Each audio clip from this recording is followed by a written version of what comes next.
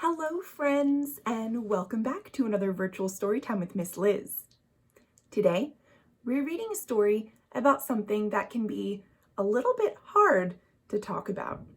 In fact, it can be hard to even think about it. Today's story is about losing someone special. I just lost someone special to me, and it's been really hard. There's been a lot of feelings and a lot of stuff to work through.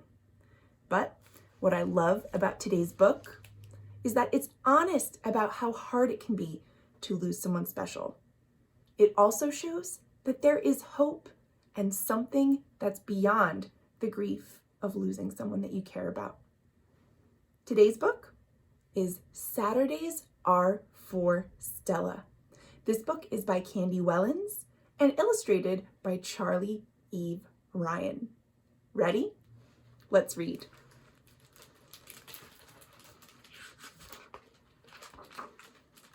Saturdays Are for Stella by Candy Wellins, illustrated by Charlie Eve Ryan. George loved Saturdays. Saturdays were for Stella. Stella is George's grandma. And you can tell from this picture, they love each other so very much. Sometimes George and Stella went out on Saturdays to the park, to the dinosaur museum, and sometimes even as far as downtown. Normally, George did not like going downtown. Downtown trips without Stella meant waiting in boring offices, eating strange foods, and trying on scratchy clothes. But with Stella, George ate frozen yogurt, threw pennies in fountains, and rode on the carousel. Whenever they passed a toy store, and they always passed a toy store, George went home with something fun. Looks like on this day, it was a toy airplane. Isn't that cool? Sometimes George and Stella stayed in on Saturdays, hosting ninja tournaments, fighting off alien attacks, and sometimes doing really unusual things too, like taking care of the garden. Stella knew how to make cinnamon rolls without popping a tube. She owned giant flat frisbees and could get them to play music. I think these are called records, everybody. And Stella never, ever tired of reading George's favorite books, listening to his favorite jokes, or admiring his growing collection of bouncy balls. George kept a running list of the best things about Stella. Number 1, the way her arms wrap me in the biggest, best hugs when I need them most. 2, the way she loves doing everything with me. And 3, also doing nothing at all. One Saturday, George woke up late. He dressed himself and packed a bag with everything he might need for a day with Stella. When he walked downstairs, he found his parents still in their pajamas.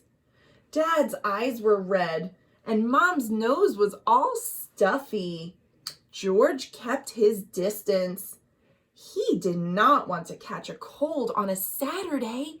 Saturdays were for Stella. But then Dad explained that it wasn't a cold that made his eyes red. And Mom explained why George couldn't see Stella today or any other Saturday. From then on, George hated Saturdays. Do you see what happened, friends? George's mom and dad let him know that Stella had passed away and he wouldn't be able to see her anymore. She had died. And you can see that has made George very, very sad. He tried to focus on remembering Stella, but it was hard. His parents tried to help, but carousel rides made him queasy. Cinnamon rolls tasted sad, and even his favorite jokes made him cry. So George used a big black pen to cross out all the Saturdays on his calendar. And there were a lot of Saturdays. George was thinking, if Stella was not around, he did not want to enjoy a Saturday ever again. It was too hard, and thinking about her, it hurt.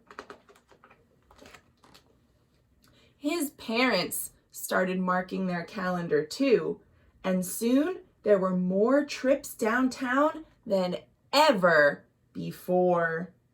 George didn't have to eat funny foods or try on scratchy clothes, but there was plenty of waiting in boring offices.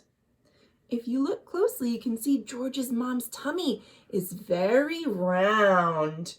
Do you think you know what's going on? And though they often stopped at the toy store on the way home, George never went home with anything fun. Who were they buying all these toys for? Do you think you know? Just when George thought he couldn't take another Saturday, Stella arrived. She wasn't exactly like his Stella, but there was something strangely familiar about her, his baby sister. Now, George doesn't have time to be sad on Saturdays. He's too busy going out with Stella to the park, to the dinosaur museum, even sometimes as far as downtown.